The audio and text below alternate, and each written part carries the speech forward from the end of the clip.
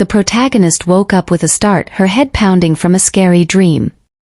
"Ugh, my head," she mumbled, familiar with the pain but still frustrated.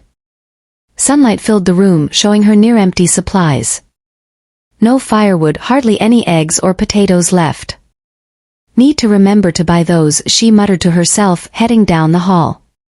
Passing by a window, she saw her reflection and sighed. She couldn't tell anyone, they wouldn't believe her. When has anyone heard of a princess pretending to be a maid? "I won't complain because I chose this," she twirled around. "I want to keep living as a maid. I'd love to live like this forever, but I know that's not possible. I thought I could change the future if I tried my hardest, but in reality, I could barely change anything despite all my efforts." Outside, the guard asked if Princess Vivian was okay. "Fine, thanks," she said quickly, eager to leave the royal role behind. Crossing the threshold, she shed the mantle of royalty, embracing the freedom of anonymity. Vivian Hesse, once a child thrust into a world of opulence and obligation. Despite the years, she remained a stranger to the role fate had bestowed upon her. Stepping outside, she felt free from her princess duties. Today, beneath the gentle caress of the sun, she found solace in the simplicity of the present moment. "The weather is truly lovely," she remarked, a fleeting respite from the weight of her dual existence. As she thought more, she realized something about her position as a princess. "If I were the only princess, my life would be strict and controlled. But being the 16th, nobody really cares about me nor remembers my face. I'm like a ghost in the palace because I don't have any power. I am forgotten by all. Even the servants have left me alone for years now." She stopped at a door, her safe haven. But being forgotten isn't all bad. It means I can do what I want, dress how I like, and nobody notices. I can come and go without anyone bothering me. The truth is that Vivian is not a true princess. She knocked gently. "Norman, are you awake?" "Norman, wake up. The sun is strong already." "Lucia. You're here already?" came Norman's voice from inside. "Lucia." As she made tea, Lucia asked, "Are you feeling okay?" "Not really," Norman admitted. "Then why drink so much?" Lucia questioned, worried. "I write better when I drink," Norman explained, swaying a bit. "What did you write?" Lucia was curious. "Just a little, then I got carried away with the drinking," Norman chuckled. "Norman," Lucia said, "I heard you finished a new book. Is that true?" "I kept a copy for you." "Your help was important," Norman confirmed. "I've been dying to read it. Sometimes I couldn't sleep, wondering what's in it," Lucia confessed eagerly. "You are lying," replied Norman. "I'm not lying. You don't understand because you are the author. As a reader, I'm dying to read how everything will end up," she said, flipping through the pages. Lucia was stunned by what she saw. "Norman, what's this?" she asked, bewildered. Norman looked at her calmly. "Oh my, why did you suddenly go to the last page?" "I'll keep this safe," she said gently. Lucia stared at her with a tearful gaze. "It's not a big deal, don't worry," Norman assured her. Through her tears, Lucia managed to speak, "But as a fan, it would be so sad if something happened to this." Norman looked at her intently. "I see," she said softly. Lucia looked at her with a confused face. "You're 18 years old," she said. Lucia muttered, 18? Still confused. "You seem so grown up for your age, even though you're just a maid," Norman observed. "I worry about that sometimes, but I also see glimpses of your youth." "That makes me feel better," she admitted. Lucia paused, contemplating for a moment. "But what about you? Aren't you burdened by unnecessary worries?" she asked Norman, her gaze searching for understanding. Norman regarded her with kindness. "Unnecessary?" she echoed gently. As Lucia pondered, thoughts raced through her mind. "The future. I can alter things in the near future if I so choose," she mused. "But there are elements beyond my control in the long run that I can't change. I'm 18 now with only 1 year remaining, she realized, a sense of urgency creeping into her thoughts. I had a dreadful nightmare where I witnessed Princess Vivian being forcibly sold after her 19th birthday against her will to Count Matan. A flicker of concern shadowed her smile as she contemplated the possibility. I fear such a fate as I can't change it, she admitted quietly. The future feels like an unstoppable force, thought the protagonist, even though I've seen glimpses of what's to come since I was 12.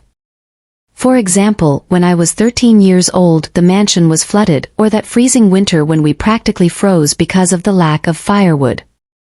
I couldn't change a thing. I've tried so hard to alter it, but those dreams feel too real to just be dreams. Everything I've seen in them has come true, making me feel like I'm just following a script. Sure, my life has turned out better than those dreams, but it's like I'm stuck in a loop, reliving them every night. When I hit 15, the constant dreams gave me splitting headaches. It's like I'm trapped, unable to break free from the events that lead to my fate, like the king's death at 19 and being sold to Count Matan. Realizing I can't change the big stuff made me bitter and depressed. I've even thought about starving myself to avoid it all, but then I remember if I die here it'll take ages for anyone to find me. So, I try to calm down, telling myself it's not worth it. But deep down I can't shake this feeling of frustration and helplessness. Lucia is going about her everyday life without attempting to change anything, as if time would lead my body to move forward to my destiny. Back to the present, Norman, her friend and a romance novelist, encourages her to turn to the last page of the book she gave her. Lucia said the page and turned it. Lucia sees an envelope and peek in it. She is shocked and feels she can't accept it. But Norman insists. But this is a lot. What you gave me today is more than enough, Lucia said. That is for your anniversary, Norman replied, the anniversary of when you gave me the ideas that created this bestseller. Norman insists, explaining that the money is a thank you for the ideas Lucia gave her, which helped make her book a bestseller. Lucia had shared insights from her dreams and life, greatly contributing to Norman's success in writing. Even though Lucia is hesitant, Norman wants to show her gratitude. Norman's books, which focus on romances between nobles and commoners, became popular thanks to the unique perspective Lucia provided. Lucia is touched but feels overwhelmed by the generous gesture for just offering some advice. At first, Norman knew that she couldn't capture the attention of the masses with a commoner heroine. Even with that, she couldn't bring herself to change the commoner heroine with a noble one. The book has failed, Norman thought. Norman said the moment was when I stepped into her life. I told Norman about how social circles worked. I used the knowledge from my dreams and current life. Norman gave me a lot of money for only having spent some hours every week chatting with her. Norman's books weren't popular, so she didn't have much money. I helped her by bringing food from the palace. Norman was really grateful and promised to pay me back when her books started selling. Please eat now, I told her when she felt sad about it. And she did pay me back. When her books began to sell well, Norman gave me half of the money she earned. I thought she could have gotten the information for her books without my help, but she was thankful because I was there for her when she needed someone. She even said I'm like family to her. That shows our friendship is more than just business. Thank you, Norman. Meeting you was one of the best things in my life, the protagonist said. Norman felt the same way about me. I can feel my hands trembling. With this money and what I've already saved, I can finally solve my problems. Lucia was worried. She knew that if she ran away from the palace, the guards would follow her to keep the royal dignity. But this could put Norman in danger. I can't let it happen, she thought. She thought it might be safer to leave after her wedding to Count Matan. Suddenly she remembered a scary dream and felt uneasy. Norman noticed her distress and asked if she was okay, noticing how pale she looked. Lucia tried to change the subject by saying Norman looked more tired and pale than her and advised she should go to sleep, and Lucia encouraged her, saying she was about to go home anyway. After bidding farewell to her, Norman was concerned about her safety because there were many people outside. Lucia asked why there were so many people, and Norman explained that all the knights were in the capital for a revision.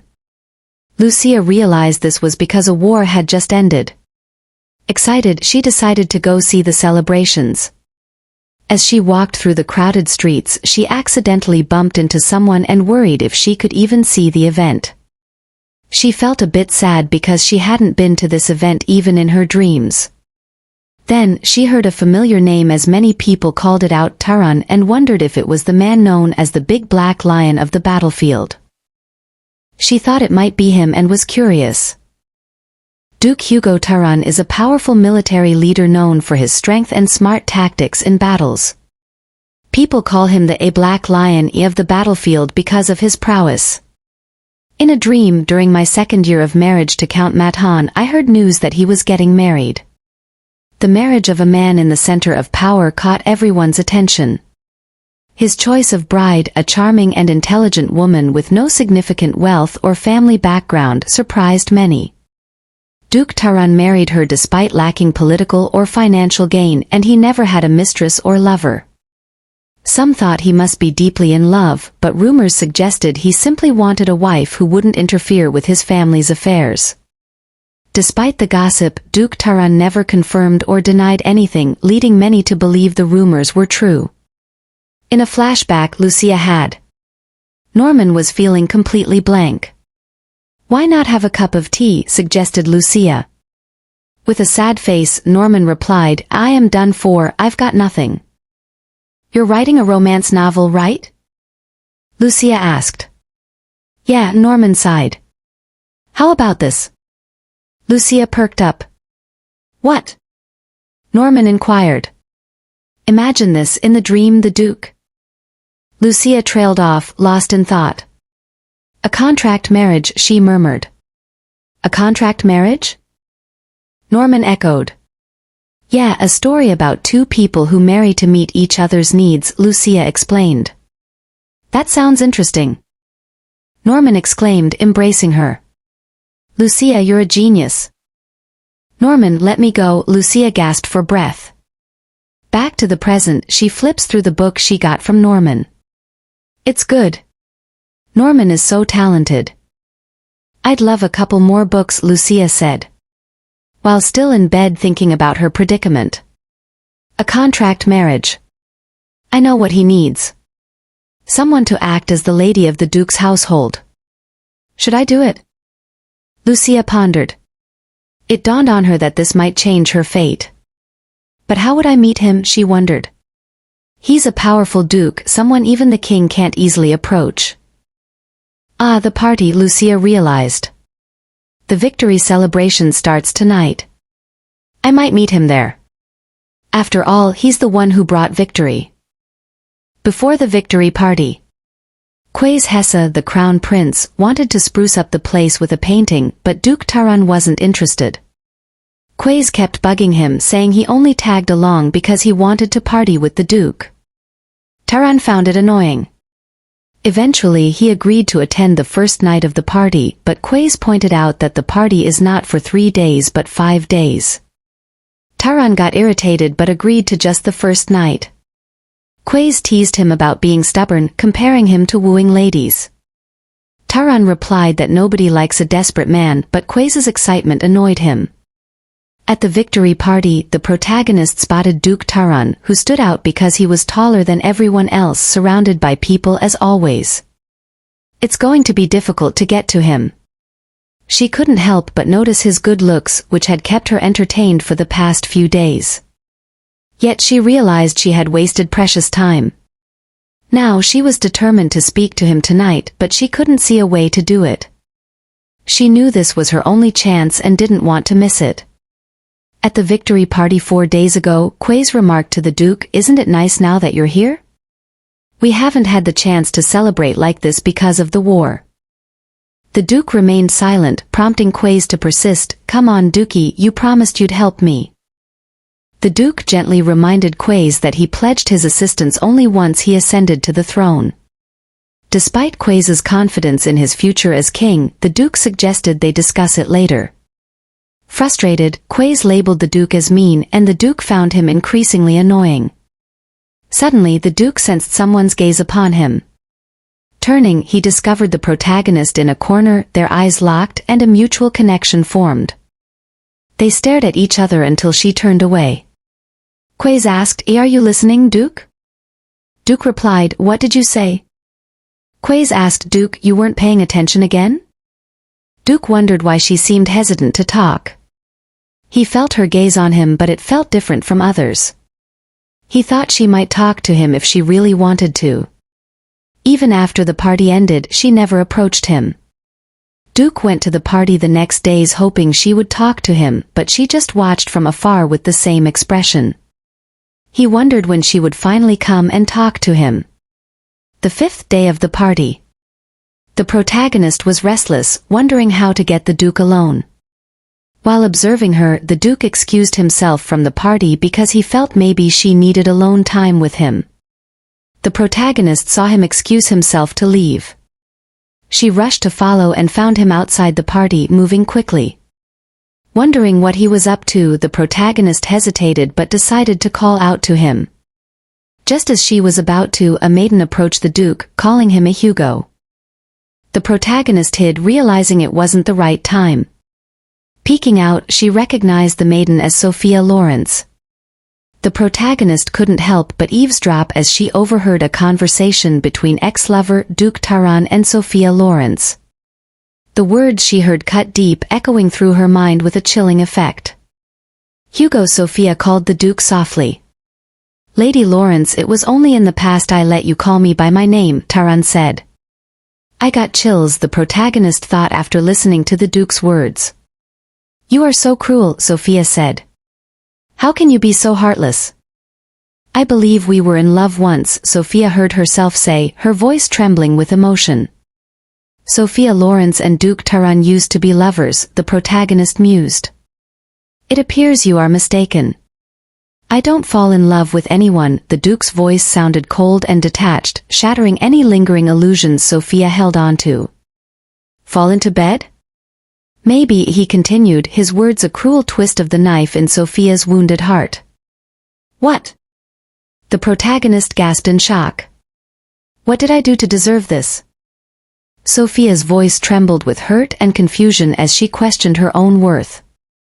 "I merely expressed my feelings of love to my lover," she heard herself say, her words choked with sorrow. "And in return I received yellow roses, ending our relationship." "So cruel," Sophia lamented, feeling the weight of rejection crushing her spirit. "Didn't I tell you from the beginning not to give your heart to me?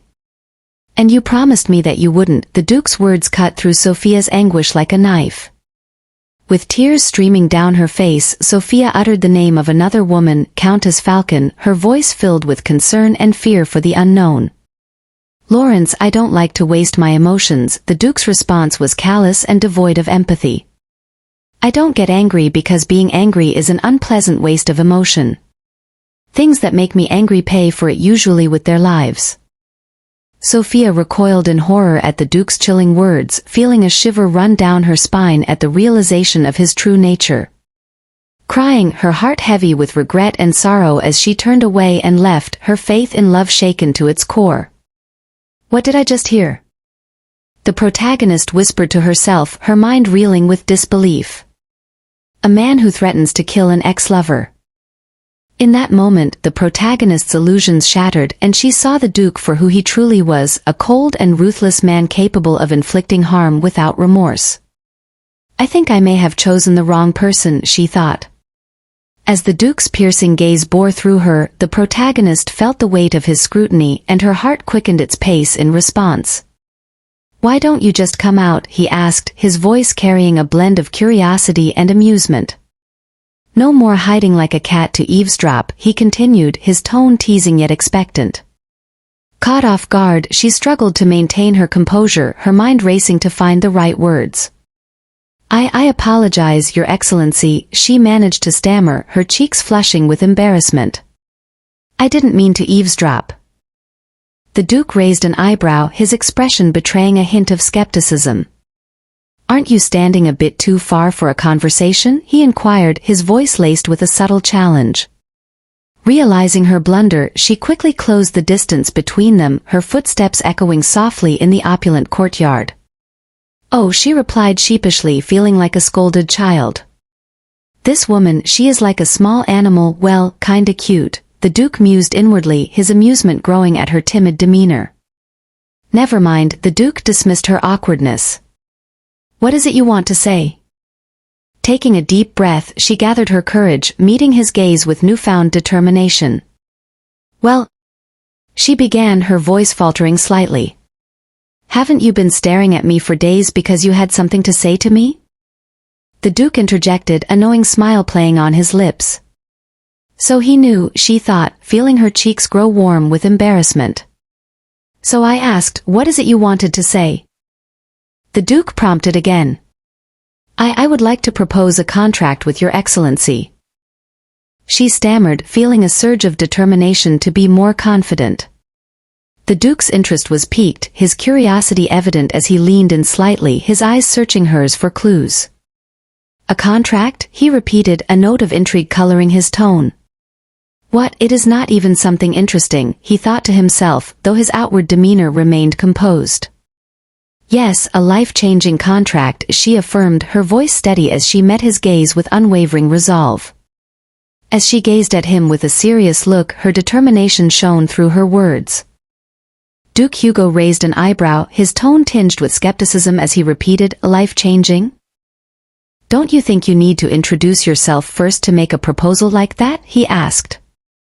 Lucia, undeterred, met his gaze with determination. "I understand your caution," she began, "but revealing my identity and the proposal's details here would be premature." The Duke nodded, conceding to her point. "Fair enough. What is it that you seek then?" he inquired, maintaining his composure despite his growing curiosity. Lucia hesitated for a moment before speaking. "Would it be permissible for me to visit your residence?" she asked, a hint of apprehension in her voice. Duke Hugo's expression softened, his concern evident. "Of course," he replied, masking his frustration. "But when do you plan to come?" "I cannot wait indefinitely for a contract," he added, a touch of impatience creeping into his voice.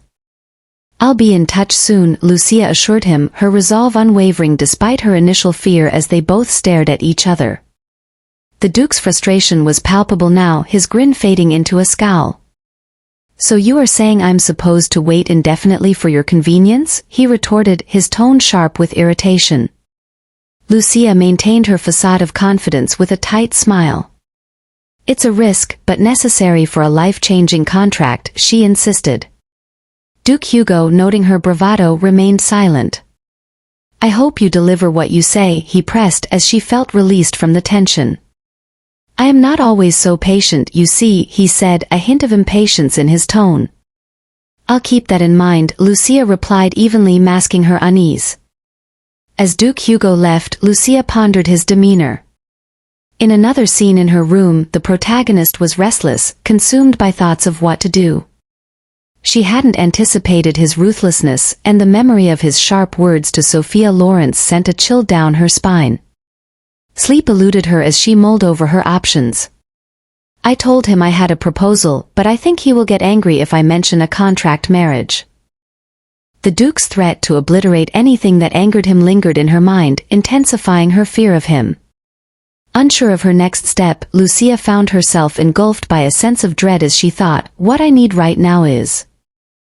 In another scene, Norman opened the door to find Lucia on the balcony, holding an umbrella against the rain. "Lucia," she called gently, ushering her inside as it rained. "It's raining hard. Are you sure it's safe to be out in this downpour?" she inquired with concern. "Oh, I'll head back once it eases up," Lucia reassured her, accepting a cup of hot drink gratefully. Observing her change in demeanor, Norman couldn't help but ask, "Is something troubling you?" With a solemn expression, Lucia confided in Norman about the pivotal choices she faced. One path seemed fraught with difficulty and pain if left unchecked, while the other remained shrouded in uncertainty, a gamble, she described it. "What would you choose if it were you, Norman?" she asked. Obviously the unknown path, Norman asserted, her expression serious. Lucia marveled at her unwavering certainty. "You don't even hesitate," she remarked, impressed. "Of course not," she said as she gulped down her drink. Norman shrugged. "Life's only livable when it's unpredictable. If you know the future, how could you bear the boredom?" she reasoned. "Besides, if it's not even a happy path, then it's better to gamble on the unknown," she advised. Holding her cup against her face, Lucia listened intently. "Even if it turns out to be painful, it's your choice. So no regrets," Norman emphasized. "Regrets," Lucia said while Norman replied, "You got it, Lucia," with a pose trying to motivate her. "You only get one chance at life," she added assertively, her tone oddly amusing to Lucia, who couldn't help but giggle. "Thanks, Norman. I'll be strong," Lucia promised inwardly, feeling encouraged. The next day she headed to Duke Hugo's house. As she arrived at the gate, she noticed the absence of guards or servants, prompting doubt. However, she observed the door was open. "Should I go in?" Lucia hesitated, debating with herself. Just as she reached for the gate, a booming voice interrupted her thoughts. "Who is it?" A shiver ran down Lucia's spine as she saw the shadow of a large man approaching. As she saw his face clearly, she remembered him. "You don't look like a servant here." "What are you doing here?" the giant guards asked. "Are you a knight of this manor?" Lucia asked, her voice trembling slightly. The guard, towering over her, scrutinized her before responding, "And if I am?" Lucia hesitated. "Is His Excellency home?" she ventured. The guard replied, "Maybe." "Why are you looking for His Excellency?"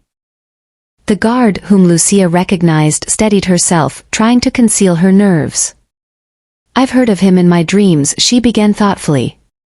His name was Roy Croton, Duke Hugo's loyal subordinate. He was more widely known as Mad Dog Croton than by his actual name Roy Croton. "I've heard he was a red-headed fellow." She paused, certain now of the man's identity. "I am sorry to have intruded so suddenly like this, but could you send a word to His Excellency?" "That I wish to speak with Duke Hugo. If you tell him I am the person who proposed a contract at the victory party, he will agree to the meeting," she said. Roy Croton shook his head firmly. "I don't know about that. I can't send a stranger in to meet the Duke," he replied, his tone resolute. "So who are you?" he asked as he leaned towards her, and she thought, "He is huge. You don't look like a noblewoman. Are you a merchant?" Roy Croton asked, his gaze piercing. Lucia squared her shoulders, her confidence returning. "Despite my inadequate attire, I am noble enough to meet with His Excellency," she replied firmly, no longer intimidated. Roy Croton smirked, then turned his back on her, gesturing for her to follow him. In Duke Hugo's office, Roy greeted the Duke in a familiar, almost playful manner, addressing him as "my lord." But Duke Hugo's response was anything but playful. He punched Roy on the face with his right hand. "I don't have time for you. Go play by yourself," Duke Hugo curtly told him. Roy replied, You always treat me like an immature child."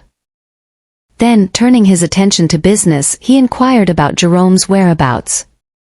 "He went out." "I heard why, but I forgot," Roy informed the Duke. "But more importantly, you have a guest. You're going to see them, right?" he urged Duke Hugo, a smile playing on his lips. The Duke questioned, "There are no more scheduled appointments for the day." Roy pressed on for him to meet the guest, sensing something intriguing about her. "Do you know them?" Duke Hugo asked, intrigued. Roy shook his head. "No, but although she does not look at it, she claims she is noble. She has no escort yet and is very confident. She's a rather funny one," Roy informed Duke Hugo. He then questioned the Duke's curiosity about meeting the guest. "Did she say anything else?" Duke Hugo inquired, showing a keen interest. "Oh well, she's a woman," Roy remarked casually. Duke Hugo's interest piqued further. "From the victory party?" Roy continued. "She mentioned something about a proposal that you would most certainly want to hear," Roy replied knowingly. "It's her." Duke Hugo realized instantly who his guest was as he thought.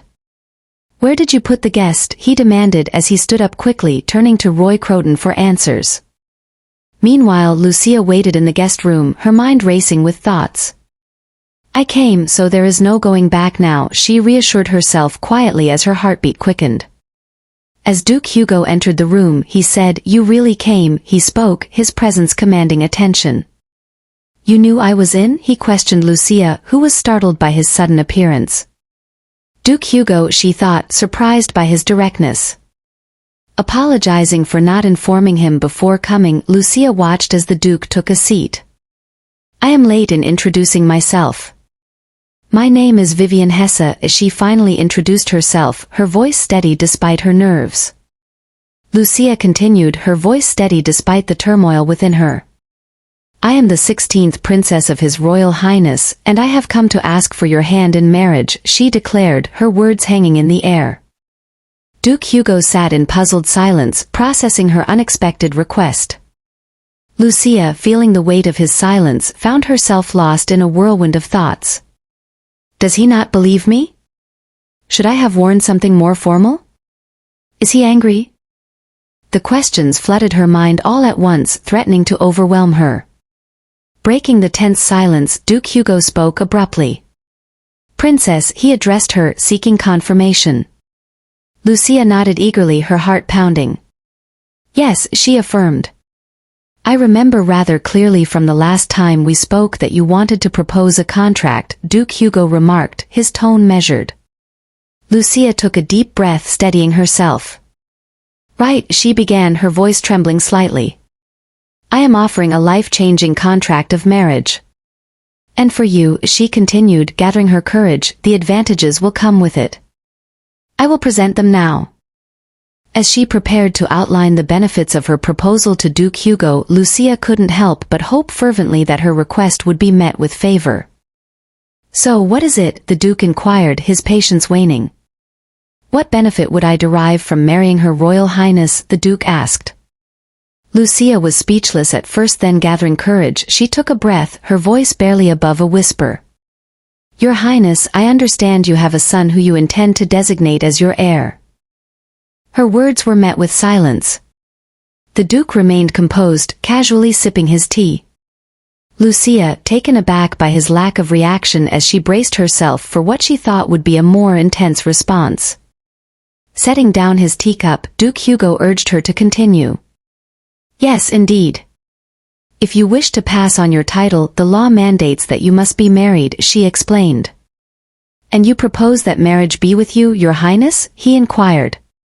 Yes, she affirmed. The fact that I have an heir could potentially be discovered by anyone seeking to exploit it, I mean, that's if they wanted to blackmail me with it, the Duke calmly stated. Pardon? Blackmail, you say? Lucia's eyes widened in disbelief. Your Excellency, I assure you, I have no intention of blackmailing you. I wouldn't dare. As I mentioned, I am here merely to make a proposal, she clarified, attempting to dispel his suspicion. I propose this marriage because firstly, I lack any maternal family ties. Therefore, that is one less thing to worry about, and being the 16th princess, my position within the royal family holds little significance, thus the dowry offered will be modest. However, my royal lineage will add a favorable appearance to the arrangement, Lucia explained calmly. As she continued, the Duke appeared taken aback by her thorough preparation for their meeting. Furthermore, she continued, I have no intention of meddling in Your Excellency's private affairs. You may continue to fool around as you please, there will be minimal disruption to your personal life once we are wed. The Duke's expression soured at her casual mention of his potential infidelity.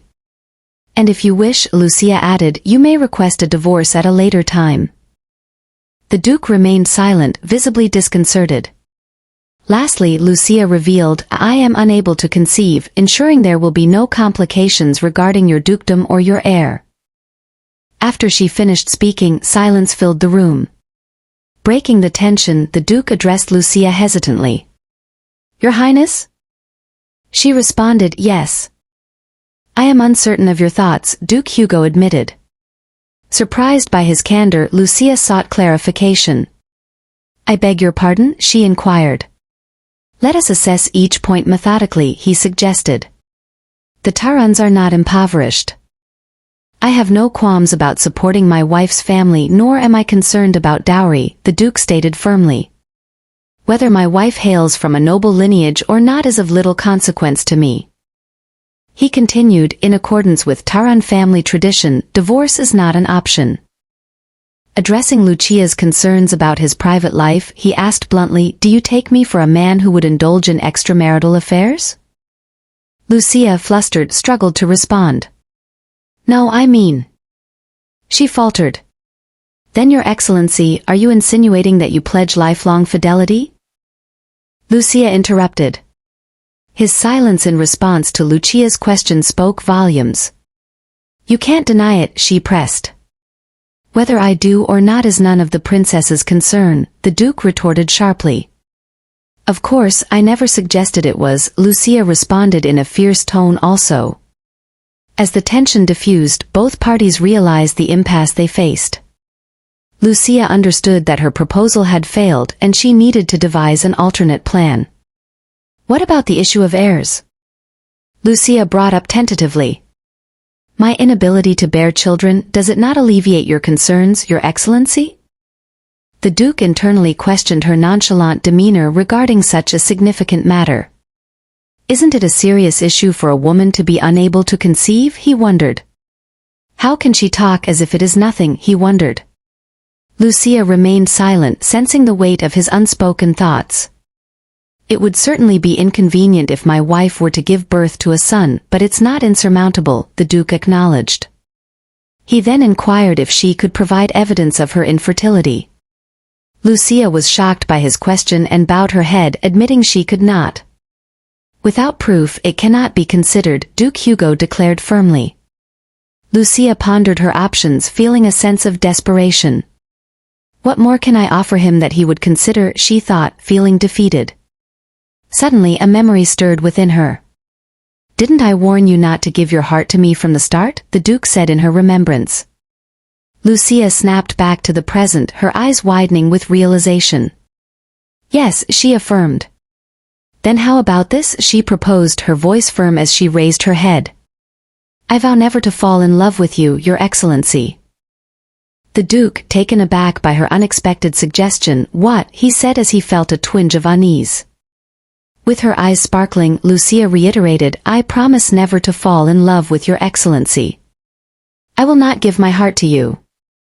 Her declaration took the Duke by surprise, leaving him thinking, "What?" Duke Hugo couldn't help but laugh. Lucia, puzzled, wondered if her words had been amusing, but he knows how to laugh, she thought. "That's my favorite condition of all." However, Hugo confessed, he couldn't see how such terms could favor her. A wife indifferent to her husband's affairs, a marriage hanging by a thread, how do these benefit you? He asked. Lucia took a moment, her silence heavy, before she shared her burden. "I desire to lead a life of my own choosing. As the 16th princess, I'm easily overlooked, a pawn for the royal family's benefit," she confided in Duke Hugo. Her wish was simple, to have some say in her choice of a suitor at least, so as to avoid living with regret. Her expression turned somber, revealing the depth of her fatigue and sadness.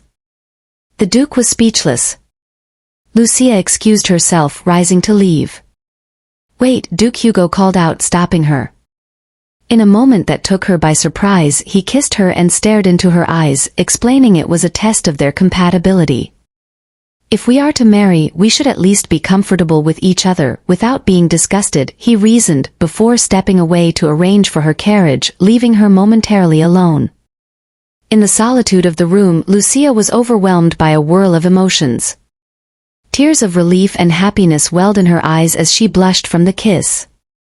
As she slid down and sat on the floor, she realized she had overlooked an essential aspect of marriage, the physical and emotional connection between partners. In his study, Duke Hugo found himself unable to concentrate on his work, his thoughts preoccupied with the recent encounter. He understood the necessity of marrying to secure his lineage, yet the situation with the princess was complicated. He recalled her pledge not to fall in love with him and their moment when he kissed her that had left her blushing, a memory he found unexpectedly charming. Despite the complications, Hugo knew that as long as they both adhered to the agreed-upon conditions, there should be no issues. Deciding to address another matter, he rang a bell on his desk, summoning assistance. The door opened and a man entered. "You rang, Your Excellency?" he inquired, ready for instructions. Duke Hugo spoke. "Fabian, there's something I need you to look into," he began, setting the stage for his next move. In another scene, Norman asked Lucia, "So, how did it go?" "What do you mean?" Lucia inquired, puzzled by Norman's question as Norman gracefully poured tea for them both. Norman, looking thoughtful, gently prodded, "The question you had about choosing between two paths, it was about your own situation, wasn't it?" Sensing the delicacy of the topic, Norman added, "I'm guessing it's something you can't discuss with me." Regrettably, Lucia confirmed, "No, I can't, I'm sorry, Norman." Norman nodded understandingly. Everyone has their secrets, some they might not even share with their closest friends or family, she acknowledged, trying to offer comfort with a warm smile. "I just thought you were facing a difficult choice and wondered if there was any way I could be of help." "Your advice was very helpful," Lucia admitted, her spirits lifted by the conversation. "Because of it, I decided to take a chance." Norman expressed her happiness at being able to help. "Now, I'm just waiting to see what happens next," Lucia said, reflective yet hopeful. "I see. I hope it turns out exactly as you wish." "Please, let me know the outcome," Norman requested earnestly. "Of course," Lucia agreed, feeling grateful for Norman's support and friendship. As Lucia later strolled through the street, contemplating her recent decisions and their potential outcomes, she was shocked when she encountered a man who approached her with a sense of purpose. As she thought, that man was definitely, her thought was interrupted when he showed her a sealed letter in his hands. "I am here to escort you," he informed her, indicating the importance of the message he carried, leaving her puzzled. At night, the young man strolled with a lantern in hand, halting upon encountering Fabian. "What are you doing here at this hour, Fabian?" inquired the young man, his curiosity evident. Descending from his horse, Fabian questioned as he addressed the young man as Jerome, "Has His Excellency retired yet?" Jerome, taken aback, informed Fabian that the Excellency was not present. Frustrated, Fabian muttered about the bad timing and declared his intention to take the next day off. "Did he go for a light stroll?" "To where?" Fabian inquired, holding a sealed parcel that intrigued Jerome. "What is it?" asked Jerome. Jerome revealed that the Excellency had gone to see Countess Falcon, evoking anger from Fabian. "Quiet! Everyone is asleep," Jerome urged, attempting to pacify Fabian, who had shouted in disbelief.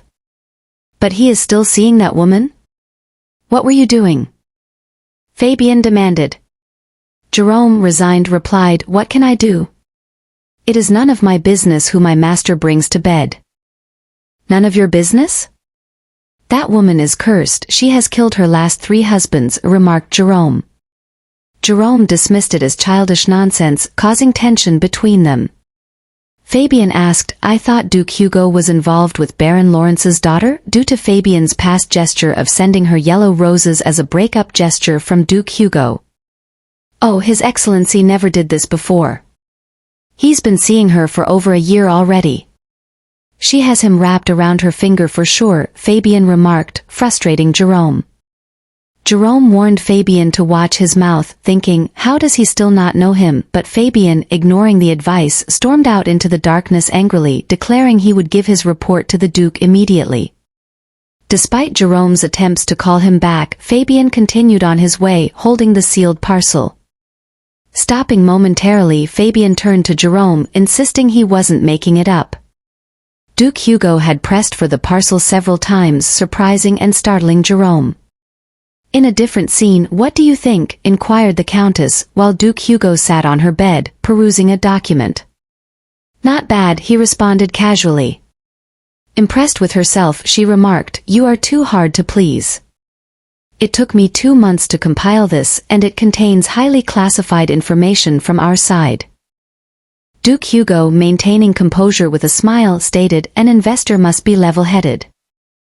Trying to entice him to lie down, she rubbed her hand across his chest and asked, "Then you will invest, won't you?"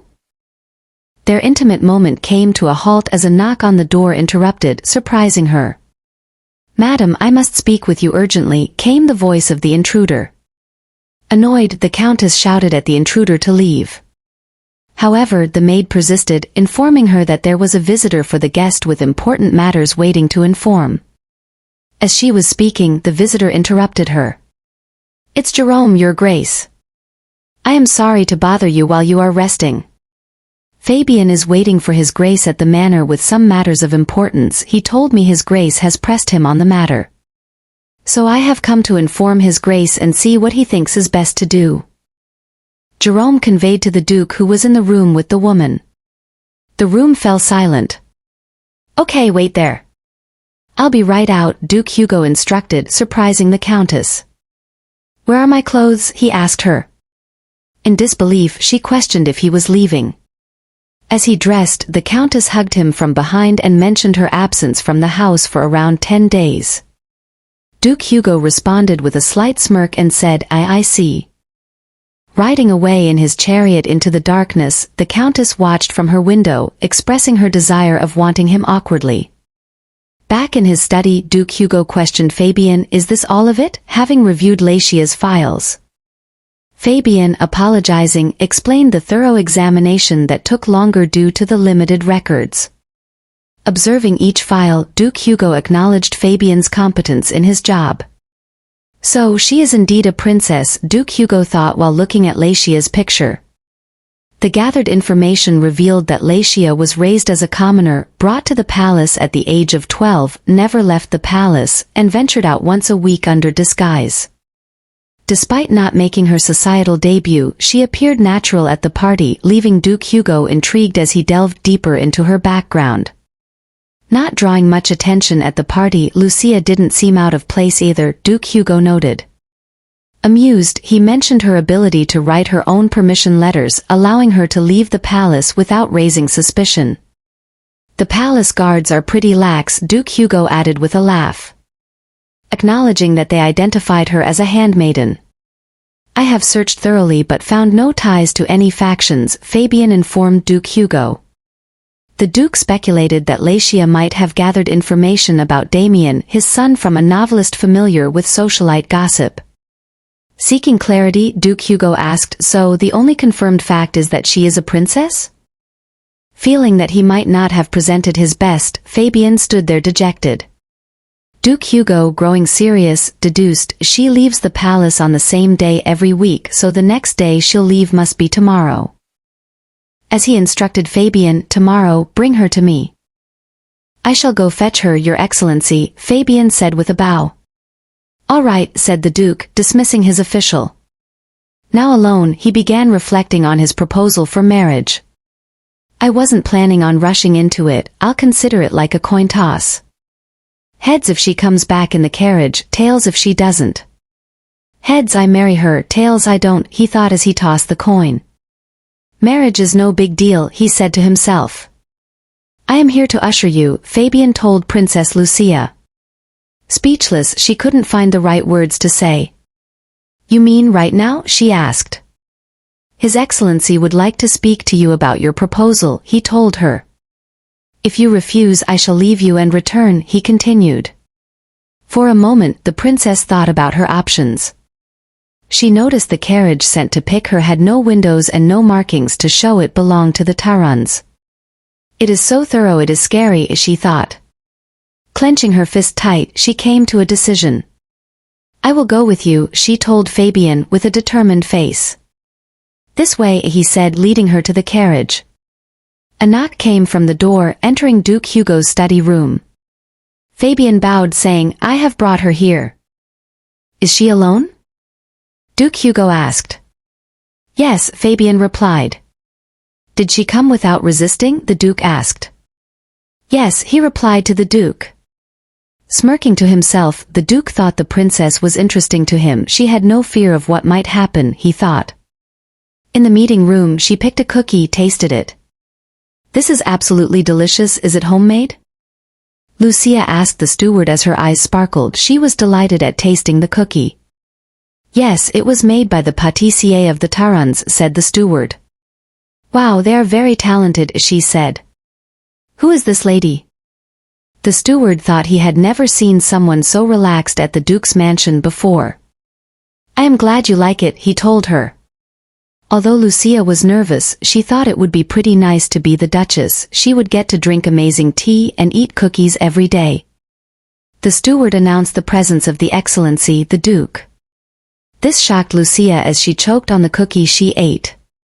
Arg! No!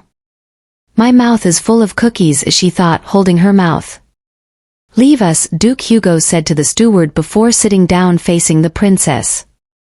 I have to greet him, Lucia thought as she tried gulping down her food in a hurry. She munched as fast as she could, not trying to choke.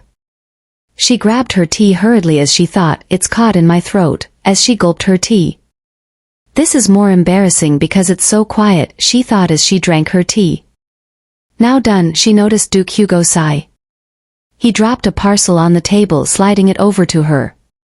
Speechless, she picked up the document and opened it. She didn't know what to do with the papers inside. My terms for our marriage, you must sign both papers, Duke Hugo told her.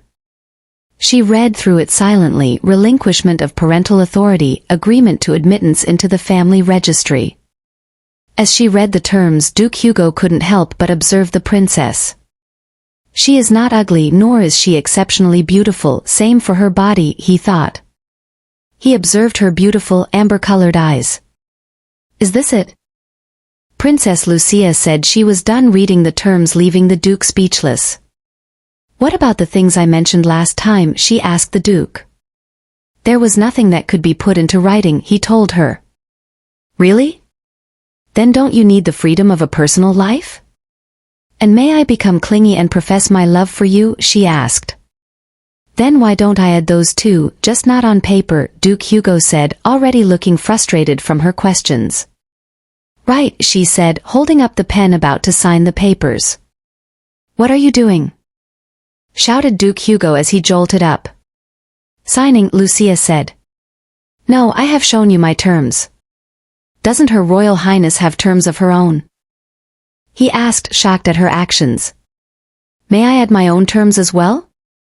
The princess asked in a rather shocking way. Of course, the contract cannot be favorable to only one party, Duke Hugo tells her. Terms, she said softly. Thank you for being part of this adventure with us. If you enjoyed what you watch, don't forget to like, subscribe, and ring that notification bell.